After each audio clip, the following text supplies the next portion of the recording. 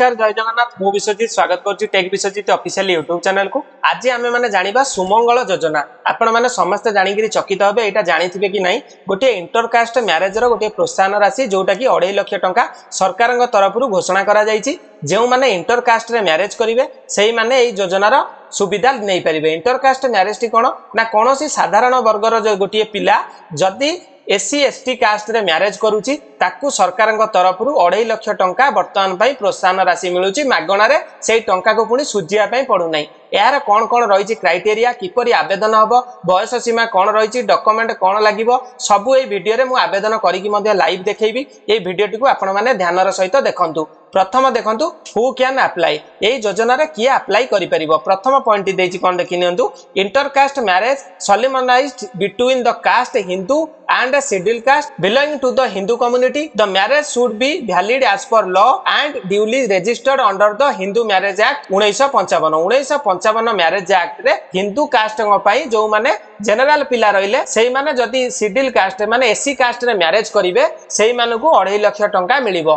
तापर आउ गोटे पॉइंट कोन देइछि वर्तमान पई मु आपनको कहि देउछि। सेकंड पॉइंट आपनकर कोन देखि नियंतु both spouse should be citizen of India, permanent resident of Odisha and should be professing the Hindu religion। यार अर्थ होची बोथ स्वामी स्त्री दी जन जाक भारतर गोटे नागरिक होइतिबे एवं ओडिशार से बासिंदा होइतिबे एवं दी जन हिंदू रिलीजन रु माने हिंदू कास्ट रु बिलोंग करूतिबे। या पर कोन आसिला one of the spouse should be belonging to the scheduled caste as a defined under article 341 of the constitution of India। यार अर्थ होची one of the spouse स्वामी हो किंबा स्त्री हो जणे कौन जाउथिबो ना एससी कास्ट रे जाउथिबो जोटा कि कॉन्स्टिट्यूशन इंडिया रो 341 पारा रे उल्लेख होईची। यहाँ पर आपनकर आसिला incentive would be given for purchase of land essential article for household for starting a business. यही जो प्रोत्साहन राशि टी कौन पाई मिलुची ना जो जमी जदि आपण किनिया पाई चाहुचंदी बसवास करिया पाई जदि आपण किछि हाउस माने घर तयारी करिया पाई किबा बिजनेस कार्य रे एई पैसा टी को आपण माने लगेई परिबे। यहाँ पर आपनकर रहिला देखि नियंतु the grant shall be given only once person marrying for the first time only will be entitled to grant except in the case wherever the bride is widow or bridegroom a widower and this holder clearly mention the marriage registration certificate। यार अर्थ होची बर हो बा कन्या हो प्रथम थर विवाह जो करिवो सेही थरे ही मिलिबो। जदि से लोकर विधवा गेला आउ थरे मैरिज कर दउची इंटरकास्ट रे ताकू ए प्रोत्साहन राशि मिलिबो नाही। कहबार अर्थ होची गोटिए थर ए योजना रे आपण माने फलप्रद होई परिबो। तापर आसिला कोन देखि नियंतु award of a grant of the above faculty shall be admissible case of marriage solemnized only after date of issue resolution issued by the government of time to time। यार अर्थ होची आपनकर कोन यार अर्थ होची सरकारनकर जतबेले समय समय सुविधा जुर दिया जिवो सेही समय रे आपण माने सुविधा रे अंतर्भुक्त होई परिबे। तापर लेखिला देखि नियंतु लास्ट पॉइंट आसी no incentive is available on second subsequent marriage. यार अर्थ होची द्वितीय विवाह रे आपन को किछि भी बेनिफिट ए योजना रे मिलिबो नाही। डॉक्यूमेंट रिक्वायर्ड कोन रहिला वर्तमान पई आमे बे आलोचना करदेबा चलंतु। प्रथम पॉइंट आपनकर आसी जाउची scan copy of the registered marriage certificate. आपन को मैरेज सर्टिफिकेट बाध्यतामूलक अटे जदि मैरेज सर्टिफिकेट आपण पाखे नाही तो आपण माने ए योजना रे अंतर्भुक्त होई परिबे नाही। द्वितीय पॉइंट आसिला scan copy of caste certificate of both spouse starting their community and sub caste to which they belong. यार अर्थ होची दुई जनकर बर एवं कन्यार कास्ट सर्टिफिकेट टी मैंडेटरी जोथिरे कि तांकर सब कास्ट मेंशन होइतबा आवश्यक। तृतीय पॉइंट आपनकर कोन रहिछि देखि नियंतु scan joint photo of couple husband एवं वाइफ स्वामी एवं स्त्रीकर उभयकर गोटे जॉइंट फोटो कपुलंकर आवश्यक अते। आपण माने एटा को स्कैन करके जो जिनसौरा कहूची रखिबे। तापर आसिला scan photocopy of declaration from duly sign annexure two annexure IB. यही जो एनेक्सर 2 रो गोटे फॉर्मेट अछि एवं एनेक्सर आईबी रो गोटे फॉर्मेट अछि। एई दीटा जाक आपण माने एठी क्लिक करके डाउनलोड करके से दीटा जाक फिलअप करिवे। फिलअप किपरि हबो मु वर्तमान पई देखै दउची एनेक्सर 2 टी। एनेक्सर 2 रे वर्तमान पई एई भली एक फॉर्म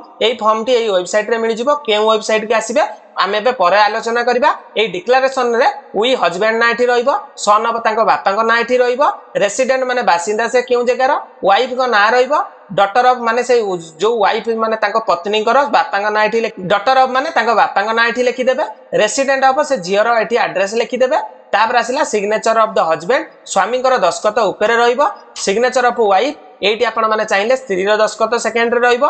तापर आसिला डेट जो डेट रे आपण आवेदन करूचंती से डेट रो तारीख एठी लिखा हिजबो प्लेस माने केउ जगह रो आवेदन करूचंती लिखि देबे।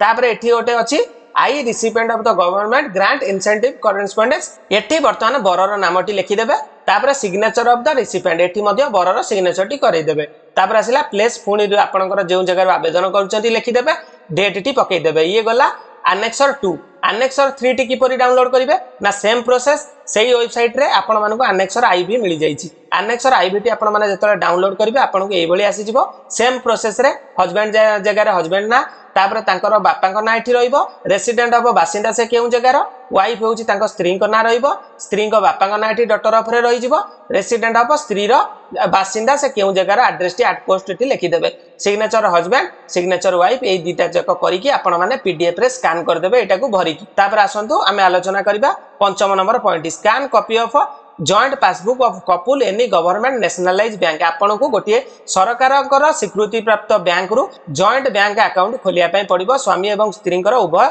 जॉइंट बैंक अकाउंट रो आवश्यकता रहिछि आपण जदि कहबे नाही मु मोर निजर जनकर पुअर हो किमा झियर हो बैंक टी दे देबी एट सेटा को एक्सपेक्ट करा जिवो नाही आपण को जॉइंट पासबुक रो आवश्यकता रहिछि तापर आसिला कोन देखि नियंतु scan photocopy of death birth certificate of both spouse एटा को आपण माने चाहिले बर्थ सर्टिफिकेट देई परिबे न 10th सर्टिफिकेट देई एटा आपन को ऊपर डिपेंड करे प्रथम ए वेबसाइट को किपरि भाबरे आपन माने आसीबे ना गूगल ले आपन माने सर्च कर दियंतु सुमंगल ओडिसा कोन सर्च करिवे गूगल ले ना सुमंगल ओडिसा या पर आपण माने sumangal.odisha.gov.in रे क्लिक कर देबे क्लिक कला पर आपन को एई भली एबे इंटरफेस देखाई देबो या पर आपण माने कोन करिवे ना प्रथमे आपण माने रजिस्टर हियर ऊपर क्लिक करिवे केउटी क्लिक करिवे ना रजिस्टर हियर कारण आपण माने प्रथम थरा एई वेबसाइट रे निजर नाम डिटेल्स को एंट्री करचंती मु रजिस्टर हियर ऊपर क्लिक कर देली क्लिक कला पर आपण को एई भली इंटरफेस देखाई देबो तापर आपण माने कोन करिवे ना प्रथमे आपण को दिया जाईची देखि नियंतु एप्लिकेंट टाइप हस्बैंड किबा वाइफ जदी हस्बैंड एटी सिलेक्ट करिवे फुल नेम रे हस्बैंड कर नाम देबे जदी वाइफ सिलेक्ट करिवे वाइफ रे प्रथम फुल नेम रे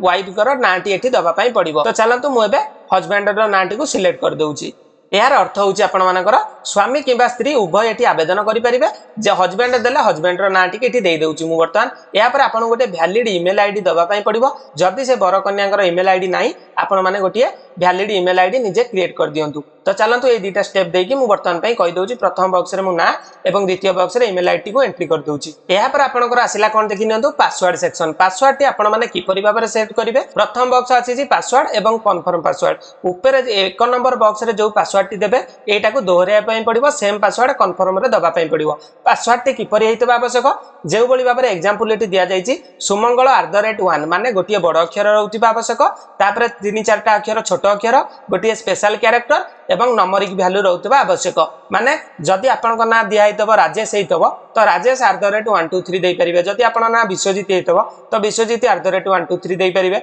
एई बळी भाबरे गोटे स्ट्रांग पासवर्ड एटी क्रिएट कर दियंतु मु एबे ए पासवर्ड टी को क्रिएट कर दउची पासवर्ड टी देई साला पर आपन को कोन मागिची आधार लिंक मोबाइल नंबर आधार कार्ड रे जेउ नंबर टी आपनकर संयुक्त अछि सेही नंबर टी को एटी देई देबे एवं आधार नंबर देला पर एठी आपन को गोटे जनरेट ओटीपी रो ऑप्शन दिया जाईची ओटीपी ऊपर क्लिक करले सेही कस्टमर रो बा जहार आपन आवेदन करूचंती सेही लोकर आधार संयुक्त मोबाइल को गोटे 6 डिजिट रो पिन जीवो सेही गोटी को एंटर ओटीपी बॉक्स रे आपन माने पकै दियंतु तो चलंतु म एथि प्रोसेस करके आपन को देखाई दउची या पर आपनकर आसिला परमानेंट एड्रेस टी कोन ना आपनकर स्थायी बासिंदा ठिकाना एड्रेस माने आपनकर आट पोस्ट भाया डी स्टेट लिखि नियंतु या पर एथि गोटे दिया जाईची कैप्चा बॉक्स एठी आपन को जेउ नंबर देखा जाउची जेउ भली देखा जाउची बड़ छोट आकार आपन माने एंटर कैप्चा बॉक्स रे लिखि की रजिस्टर बटन ऊपर क्लिक कर दियंतु एतिकी करिकि मु आपन को देखाई दउची वर्तमान पई रजिस्टर हला पर आपन को एई भली एक पेज को पळे आस्तिबे एठी आपन माने कोन करिबे ना सिंपल स्क्रॉल कर दियंतु स्क्रॉल कला पर आपन को गोटे अप्लाई बटन रो चिन्ह देखाई दउची आपनकर यूजर आईडी पासवर्ड टी आपनकर रजिस्टर्ड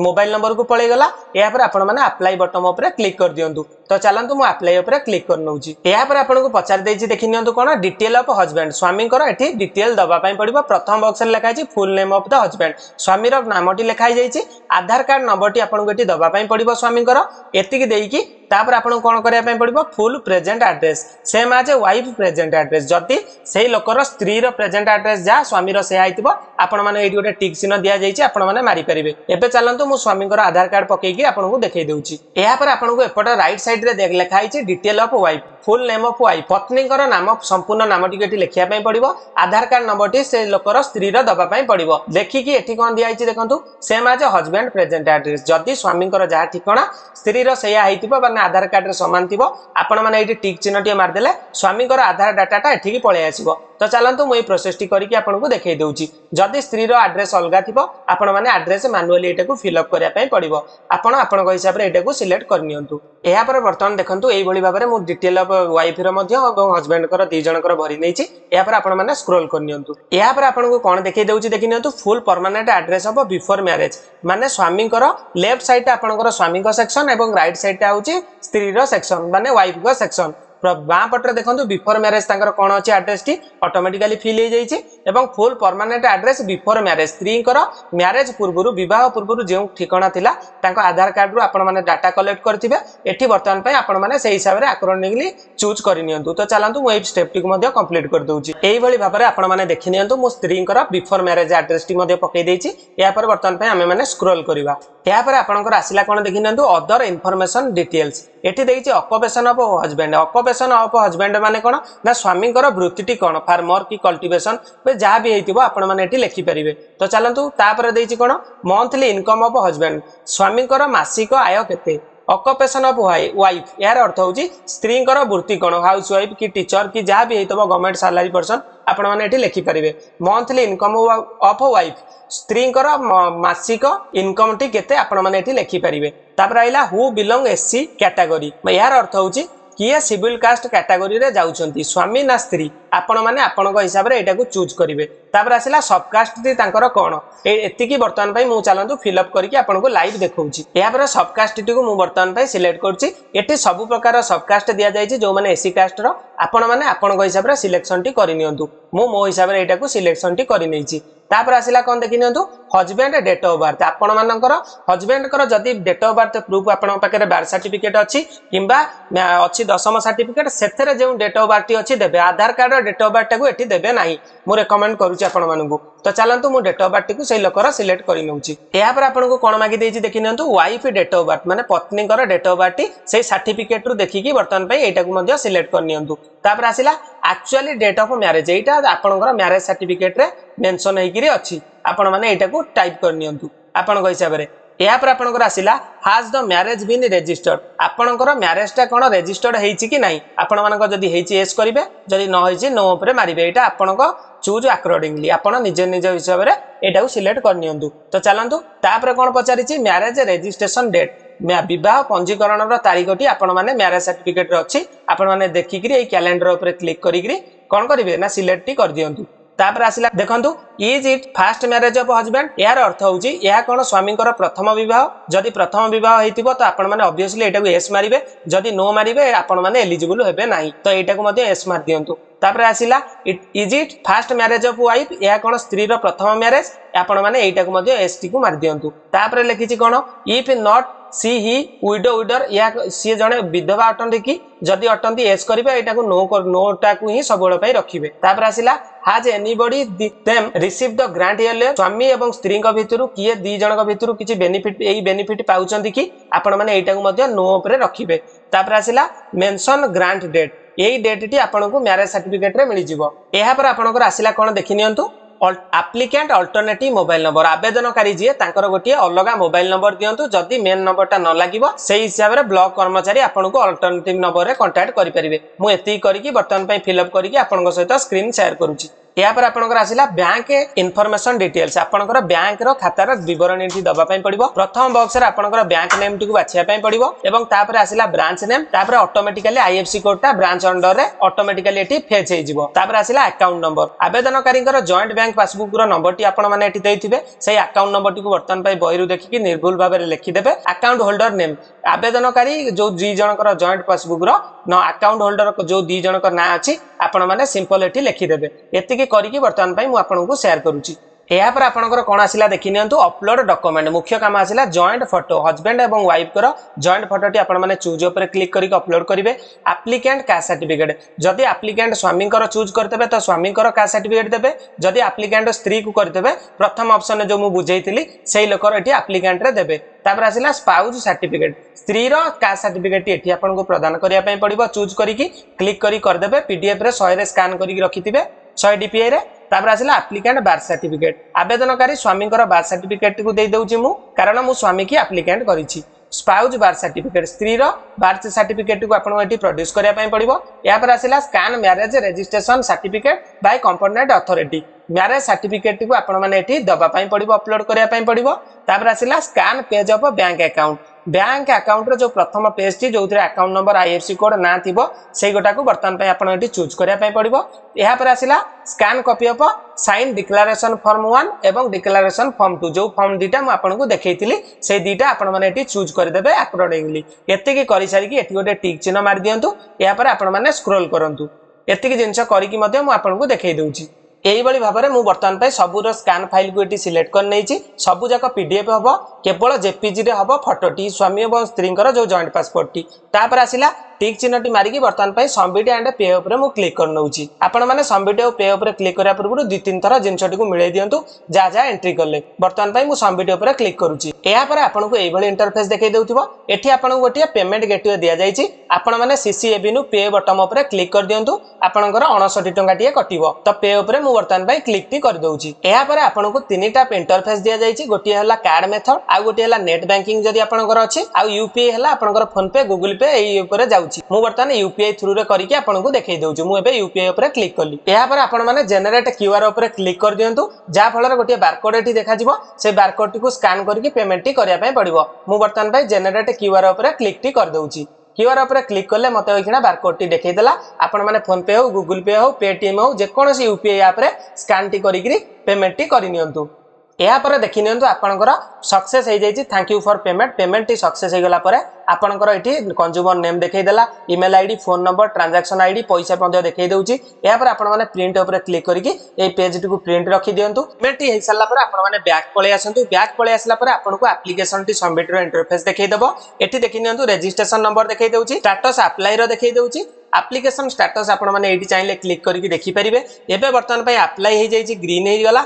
एबे वर्तमान पय पेंडिंग डीडब्ल्यूओ पेंडिंग डीडब्ल्यूओ अर्थ होछि डिस्ट्रिक्ट वेलफेयर ऑफिस रे वर्तमान पय एप्लीकेशन टी जाईकी पहुंचला। तापर स्पाउज वेरिफिकेशन हबो माने स्त्रींकर वेरिफिकेशन हबो एप्लीकेंट वेरिफिकेशन हबो फील्ड इंक्वायरी हबो। इंक्वायरी पर प्रपोजल रिक्वेस्ट गोटी आसीबो तापर प्रपोजल अप्रूव्ड हबो एवं फंड रिलीज हबो। टोटल 8टा स्टेप रे आपन को टंकाटी मिलिबो। एही जिंसटी 3 मास भितर होई जिवो एवं आपनकर जॉइंट बैंक खाता को टंकाटी सीधा सड़क भाबरे ट्रांसफर करा जिवो 2.5 लाख टंका। जदि ए वीडियोटी आपन को भलो लागि थाए हम चैनल को सब्सक्राइब करिया को जमा भूलिबेनी एवं बेल नोटिफिकेशन ता तापर ऑन कर दियंतु जेतोळे मु नुवा वीडियो छाड़ीबी सर्वप्रथम जाईकी आपन पाके पहुंचबो। रहूची जय जगन्नाथ जय हिंद शुभरात्रि।